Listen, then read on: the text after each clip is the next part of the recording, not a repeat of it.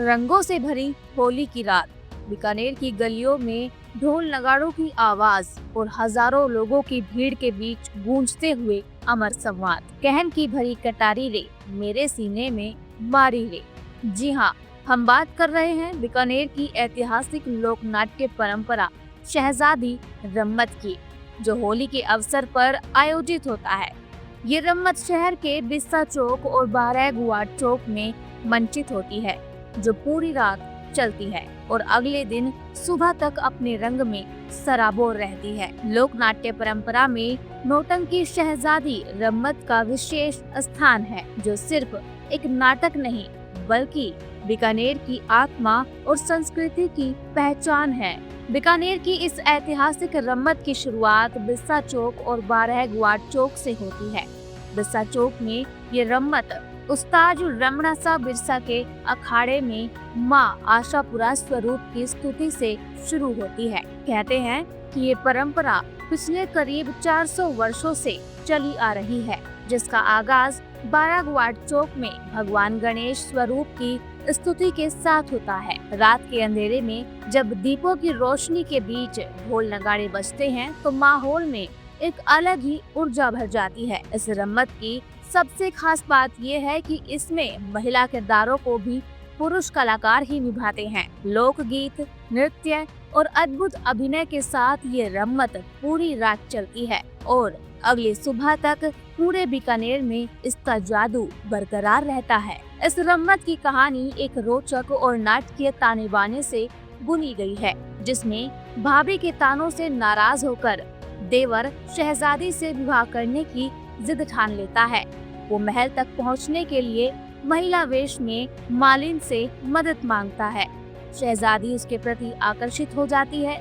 जब सच्चाई सामने आती है तो सिपाही उसे पकड़ लेते हैं और मौत की सजा सुनाते हैं, लेकिन नौटंकी शहजादी अपने प्रेम के लिए उसे बचा लेती है और दोनों विवाह कर सुखपूर्वक घर लौट आते हैं। इस रम्मत के कुछ अमर संवाद आज भी दर्शकों की जुबान पर रहते हैं।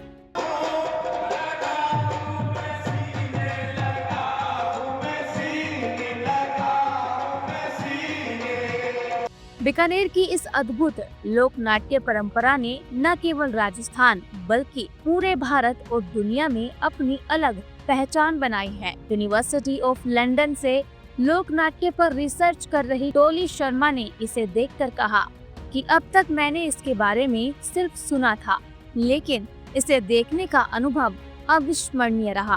बीकानेर के कलाकारों ने इस परंपरा को जीवंत बनाए रखा है। सरकार को इस कला को बचाने के लिए आर्थिक मदद भी देनी चाहिए। यहाँ आके मुझे बहुत अच्छा लगा, बहुत खुशनुमा माहौल है।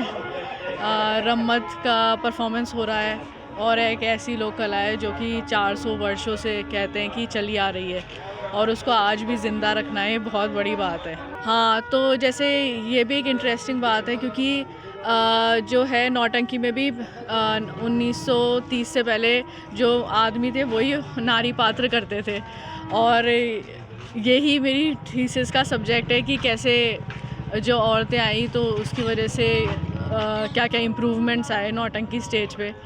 तो हाँ, ये मुझे पता है कि नारी का पात्र जो मर्द है वो निभाते रहे हैं।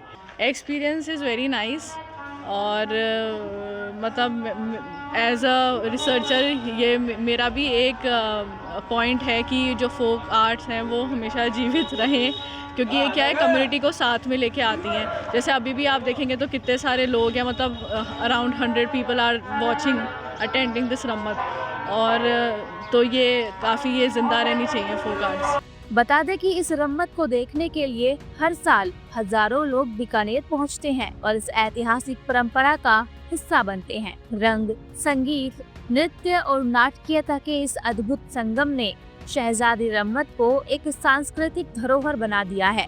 शहजादी रम्मत को लेकर कलाकार उस्ताद कृष्ण कुमार ने बताया वो चौथी पीढ़ी के कलाकार हैं और उनकी 7वीं पीढ़ी इस रम्मत में हिस्सा ले रही है।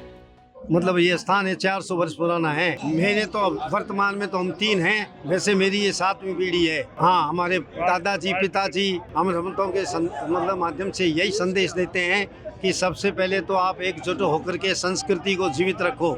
उसके बाद रमत से हम ये कहते हैं कि किसी काम को करना हो तो मजबूती के साथ, दूरदृष्टि के साथ करो ताकि आपको सफलता मिले।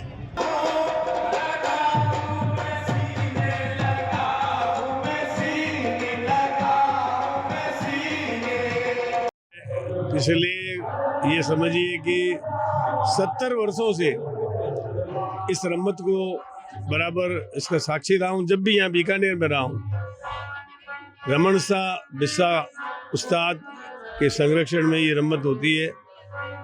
फागुन सुदी 10वीं की रात और 11 की भोर सबसे पहले माता जी का अवतार होता है। आप देखते हैं रात को तो यहाँ पे पैर रखने की जगह नहीं थी। मैं स्वयं दर्शन करके गया था और सवेरे फिर यहाँ पर चौक का हमारा मामला है। मैं इसी मोहल्ले से बड़ा हूँ। इस प्रकार की रमतों से जो कला और संस्कृति हमारी जिंदा रही है।